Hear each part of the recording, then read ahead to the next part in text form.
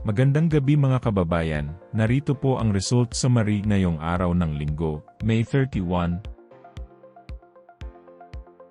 Pero bago ang lahat, paki-like at subscribe na po ang ating channel. Maraming salamat po. Para sa 2D Lotto, ang resulta sa 2 PM draw ay 27 at 7.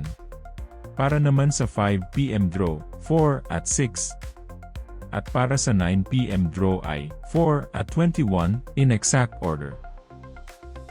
Para sa 3D Lotto, ang resulta sa 2 PM draw ay 2, 3 at 4.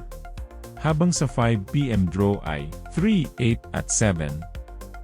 At para sa 9 PM draw, 7, 5 at 4 in exact order.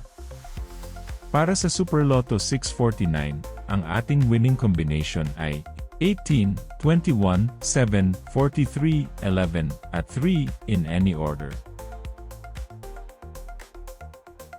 Muli, maaari nyo pong i-pause ang ating video para sa pag-check ng inyong mga ticket at panalo.